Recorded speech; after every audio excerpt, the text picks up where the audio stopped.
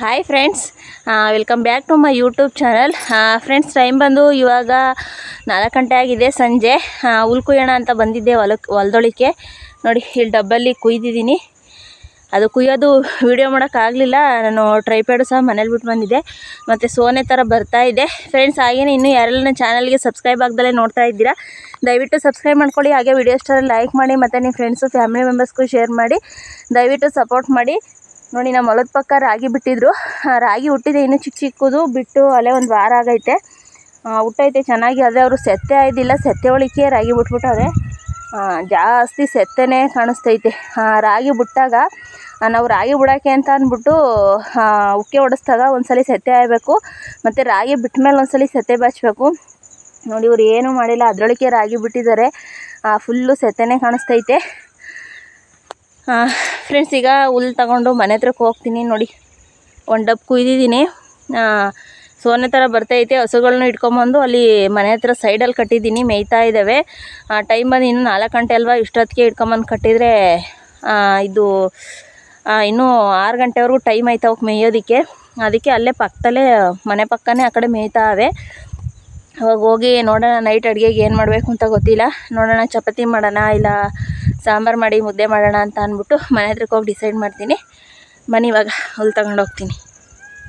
ನಮ್ಮ ಹೊಸ ಅತಿಥಿ ಅಲ್ಲಿ ಮಲಗಿದ್ದಲ್ಲಿ ನೋಡಿ, ಗೋಣಿಚೀಲ ಮೇಲೆ ಎಷ್ಟು ಬಡ್ಕೊತಾನೆ ಅಂದರೆ ಕಿವಿ ಕಿತ್ತೋಗುತ್ತೆ, ಅಷ್ಟು ಬಡ್ಕೊತಾನೆ. ರಾಮ ನೋಡಿ, ಅಲ್ಲಿ ಗೋಣಿಚೀಲದ ಮೇಲೆ ಅಲ್ಲಿ ಪುಟಾಣಿ ಕವನೆ ಅಲ್ಲಿ ಮಲಗಿದ್ದಾನೆ.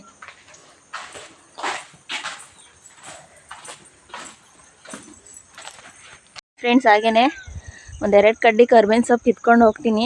ಏನು ಮಾಡಿದ್ರು ಸಾಂಬಾರು ಮಾಡಿರೋ ಆಗುತ್ತೆ, ಇಲ್ಲಾಂದರೆ ಚಪಾತಿ ಮಾಡಿರೋ, ಏನಾದ್ರು ಸಾಗು ಮಾಡಿರೋ ಆಗುತ್ತೆ. ನಾನು ಮಾಡ್ಬೇಕಾದ್ರೆ ನೆನೆಸ್ಕೊತೀನಿ, ಆವಾಗ ಕಿತ್ಕೊಂಡಿರಲ್ಲ, ಏನೂ ಇರಲ್ಲ. ನೈಟ್ ಹೊತ್ತು ನೆನೆಸ್ಕೊಂಬಿಡ್ತೀನಿ. ಅದಕ್ಕೆ ಈಗಲೇ 1-2 ಕಡ್ಡಿನ ಕಿತ್ಕೊಂಡು ಹೋಗಿ ಇಟ್ಕೊಳ್ತೀನಿ. ನೋಡಿ, ಸಾಂಬಾರು ಮಾಡಬೇಕು ಅಂದರೆ ಬಂದು ನುಗ್ಗೆ ಸೊಪ್ಪು ಕಿತ್ಕೊಳ್ತೀನಿ. ನುಗ್ಗೆ ಸೊಪ್ಪಿನ ಸಾಂಬಾರು ಮಾಡ್ತೀನಿ ಇವತ್ತು. ಇಲ್ಲಾಂದರೆ ಚಪಾತಿ ಮಾಡಿ ದಾಲ್ ಮಾಡ್ತೀನಿ ಇವತ್ತು, ದಾಲ್ ಕರಿ. ಫ್ರೆಂಡ್ಸ್, ಇವಾಗ ಟೈಮ್ ಬಂದು 8:15 ಆಗೈತೆ. ಸಂಜೆಯಿಂದ ಮಳೆ ಸ್ಟಾರ್ಟ್ ಆಗಿರೋದು ಬಿಟ್ಟೇ ಇಲ್ಲ, ಸೋನೆ ಥರ ಬರ್ತಾನೇ ಇದೆ. ನಮ್ಮ ಯಜಮಾನ್ರು ಇನ್ನೂ ಬಂದಿಲ್ಲ.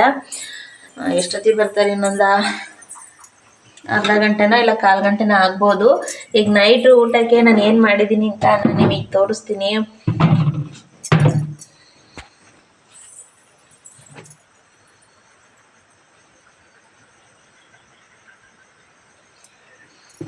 ಚಪಾತಿ ಮಾಡಿದ್ದೀನಿ, ಹಾಟ್ ಬಾಕ್ಸ್ಗೆ ಹಾಕಿದ್ದೀನಿ ಚಪಾತಿನ. ಚಪಾತಿಗೆ ಏನು ಮಾಡಿದ್ದೀನಿ ಅಂತ ಅಂದರೆ ದಾಲ್ ಮಾಡಿದ್ದೀನಿ ಚಪಾತಿಗೆ. ಫ್ರಂಟ್ ಕ್ಯಾಮ್ರಾದಲ್ಲಿ ನೀಟಾಗಿ ಕಾಣಿಸ್ತಾ ಇಲ್ಲ, ನಾನು ಬ್ಯಾಕ್ ಕ್ಯಾಮ್ರಾ ಆನ್ ಮಾಡ್ತೀನಿ ರೀ. ನೋಡಿ, ಚಪಾತಿಗೆ ದಾಲ್ ಕರಿ ಮಾಡಿದ್ದೀನಿ.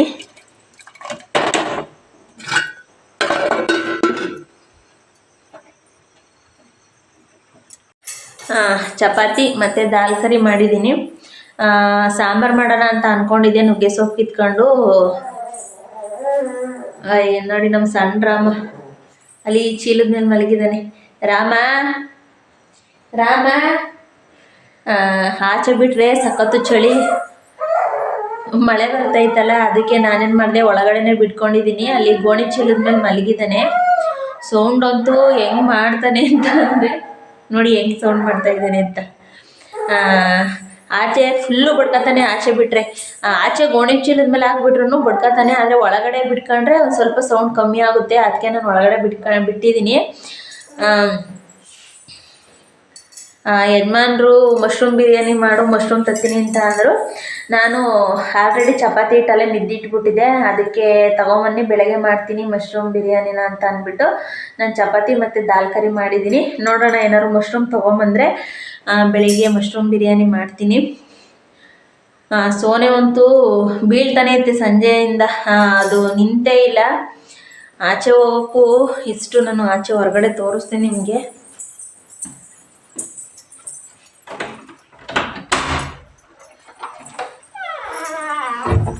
ನೋಡಿ, ಆಚೆ ಫುಲ್ಲು ಕತ್ಲೆ ಆಗಿದೆ. ಈ ಸೈಡು ಅಷ್ಟೇ ಫುಲ್ಲು ಕತ್ಲೆ ಆಗಿದೆ. ನಮ್ಮ ಹಸುಗಳು ಅಂತೂ ಕತ್ಲಲ್ಲಿ ನಿಂತಿದ್ದಾವೆ. ನಾನು ಟಿ ವಿ ಆನ್ ಮಾಡ್ಕೊಂಡ್ರೆ ಆ ಟಿ ವಿ ಸ್ವಿಚ್ ಅಂದರೆ ಇಲ್ಲಿದ್ದು ಲೈಟಿಂದು ಸ್ವಿಚ್ ತೆಗೆದ್ಬಿಟ್ಟು ನಾನು ಟಿ ವಿ ಸ್ವಿಚ್ ಆನ್ ಮಾಡ್ಕೋಬೇಕು. ಇಲ್ಲಿದು ಆನ್ ಮಾಡ್ತು ಅಂದರೆ ಟಿ ವಿ ಆನ್ ಮಾಡೋದಕ್ಕಾಗಲ್ಲ. ಅದಕ್ಕೆ ನಾನು ಟಿ ವಿ ಹಾಕ್ಕೊಂಡಿದ್ನಲ್ಲ, ಅದಕ್ಕೆ ಇಲ್ಲಿ ಕರೆಂಟ್ ತೆಗ್ದಿದ್ದೀನಿ, ಸ್ವಿಚ್ ತೆಗ್ದಿದ್ದೀನಿ. ಅದಕ್ಕೆ ಫುಲ್ಲು ಕತ್ಲೆ ಐತೆ. ಅವರು ಸೋನೆಯಲ್ಲೇ ನಿಂತಿದ್ದಾರೆ.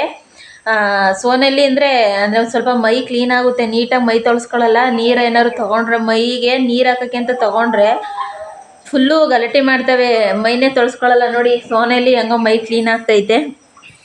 ನಮ್ಮ ಕೋಳಿಗಳು ಸಹ ಆ ಪಂಜದಲ್ಲಿ ಸ್ವಲ್ಪ ಕುಂತಿದ್ದಾವೆ. ನೆಕ್ಸ್ಟ್ ನೋಡಿ ಅಲ್ಲೊಂದು ಸ್ವಲ್ಪ, ಅಲ್ಲಿ ಜಗ್ತಿ ಮೇಲೆ ಅಲ್ಲೊಂದು ಸ್ವಲ್ಪ ಕುಂತಿದ್ದಾವೆ.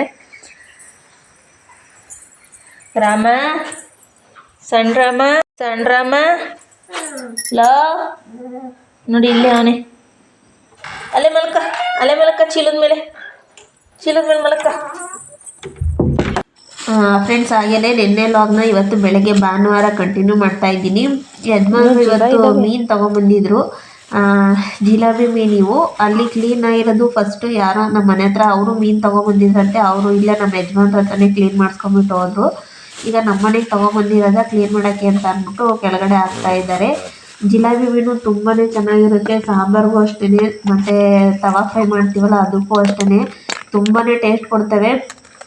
ಫಸ್ಟು ನಮ್ಮ ಯಜಮಾನ್ರ ಹತ್ರ ಕ್ಲೀನ್ ಮಾಡಿಸ್ಕೊಂಡು ಹೋದ್ರಲ್ಲ, ಅವರು ದಪ್ಪ ಮೀನು ತೊಗೊಂಬಂದಿದ್ರು. ಅದರಲ್ಲಿ ಒಳಗಡೆ ತತ್ತಿ ಇರುತ್ತಲ್ಲ ಅಂಥ ಮೀನು. ನಮ್ಮ ಮನೇಲಿ ತೊಗೊಂಬರೋದಾದ್ರೆ ಜಿಲಾಬಿ ಮೀನೇ ತೊಗೊಂಬರೋದು. ಚೆನ್ನಾಗಿರುತ್ತೆ. ಸಾಂಬಾರು ಅಷ್ಟೇ ತುಂಬ ಟೇಸ್ಟಾಗಿರುತ್ತೆ. ಮತ್ತು ತವಾ ಫ್ರೈ ಮಾಡಿದ್ರು ಅಷ್ಟೇ ತುಂಬ ರುಚಿಯಾಗಿರುತ್ತೆ. ಮತ್ತು ಕಬಾಬಿಗೂ ಅಷ್ಟೇ ಸಕ್ಕತ್ತಾಗಿರುತ್ತೆ ಮಾತ್ರ. ಮುಳ್ಳು ಜಾಸ್ತಿ ಇರಲ್ಲ ಇದರಲ್ಲಿ. ಅದಕ್ಕೆ ಅವರು ಜಿಲಾಬಿ ಮೀನೇ ಜಾಸ್ತಿ ಇಷ್ಟಪಟ್ಟು ತೊಗೊಂಬಿಟ್ಟು ಬರ್ತಾರೆ. ನನಗೂ ಅಷ್ಟೇ ಅದೇ ಇಷ್ಟ. ಇವಾಗೆಲ್ಲ ಕ್ಲೀನ್ ಮಾಡಿ ಕೊಡ್ತಾ ಇದ್ದಾರೆ ಬೆಳಗ್ಗೆನೇ ಇವತ್ತು. ಅವರಿಗೆ 1-2 ಪೀಸು ತವಾ ಫ್ರೈ ಮಾಡಿಕೊಡ್ತೀನಿ. ಸಾಂಬಾರು ನಾನು ಆಮೇಲೆ ಮಾಡ್ತೀನಿ, ಕರೆಂಟ್ ಬಂದಿಲ್ಲ. ಅದಕ್ಕೆ ಇವಾಗ ನೋಡಿ ಎಲ್ಲ ಕ್ಲೀನ್ ಮಾಡಿಕೊಟ್ರು. ತವಾ ಫ್ರೈಗೆ ಕಲಸೋಣ ಅಂತ ಅಂದ್ಬಿಟ್ಟು ತೊಗೊಂಬಂದು 4 ಪೀಸು ಅದಕ್ಕೆ ಮಾರ್ಕ್ಸ್ಗಳು ಹಾಕ್ತಾ ಇದ್ದೀನಿ. ಆ ಥರ ಹಾಕಿದರೆ ಮಸಾಲೆ ಚೆನ್ನಾಗಿ ಅದರೊಳಗಡೆ ಎಲ್ಲ ಮಸಾಲೆ ಚೆನ್ನಾಗಿ ಕವರ್ ಆಗಿಬಿಟ್ಟು ಚೆನ್ನಾಗಿರುತ್ತೆ, ತುಂಬಾ ರುಚಿ ಬರುತ್ತೆ.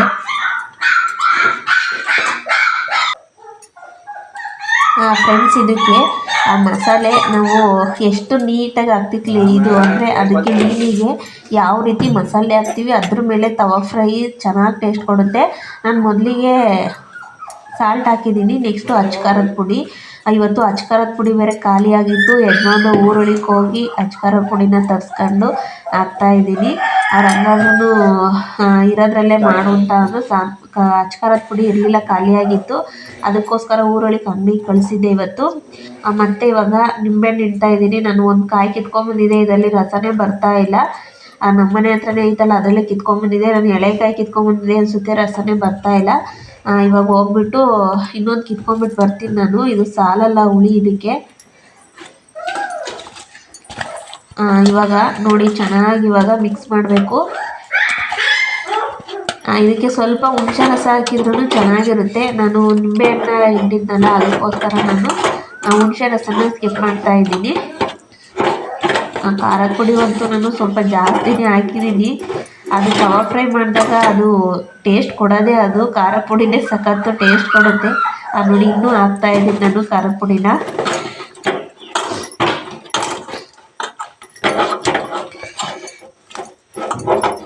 ಇವಾಗ ಇದು ಒಂದು 10 ಮಿನಿಟ್ಸ್ ಬಿಡ್ತೀನಿ. ಬೆಳಗ್ಗೆ ಟೈಮ್ ಬೇರೆ ಆಗಿದ್ದು ಯಜಮಾನಿಗೆ ಕೆಲ್ಸಕ್ಕೆ ಹೋಗೋದಕ್ಕೆ. ಒಂದು 10 ಮಿನಿಟ್ಸು ಬಿಡಲ್ಲ, ನಾನು ಬೇಗನೆ ಮಾಡಬೇಕು. ಇವಾಗ ಇದನ್ನು ಕಲಸಿ ಒಂದು 5 ನಿಮಿಷ ಬಿಡ್ತೀನಿ. ಇವಾಗ ನೋಡಿ ಒಂದು 5 ನಿಮಿಷ ಆಗಿದೆ ಫ್ರೆಂಡ್ಸ್. ಇವಾಗ ಒಂದು ತವಾನ ಇಟ್ಟಿದ್ದೀನಿ ಕಾಯೋದಕ್ಕೆ. ಇವಾಗ ನೋಡಿ ತವಾ ಕಾದಿದೆ. ತವಾಕ್ಕೆ ಎಣ್ಣೆ ಹಾಕ್ತಾ ಇದ್ದೀನಿ. ನಿಜವಾಗ್ಲೂ ತವಾ ಫ್ರೈ ಕಬಾಬ್ಗಿನ್ನ ಟೇಸ್ಟ್ ಕೊಡುತ್ತೆ. ಟ್ರೈ ಮಾಡಿ.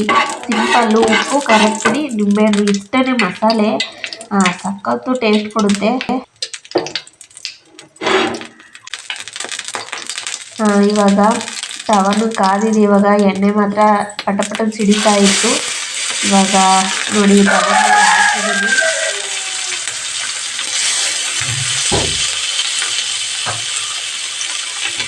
ಇದ್ರ ಮೇಲೆ ಒಂದು ಕಡ್ಡಿ ಕರಿಬೇವು ಸೊಪ್ಪು ಹಾಕ್ತಾಯಿದ್ದೀನಿ. ಕರಿಬೇವು ಸೊಪ್ಪಿನ ಫ್ಲೇವರ್ ಅಂತೂ ತುಂಬಾ ಚೆನ್ನಾಗಿ ಬರುತ್ತೆ ತವಾ ಫ್ರೈಗೆ.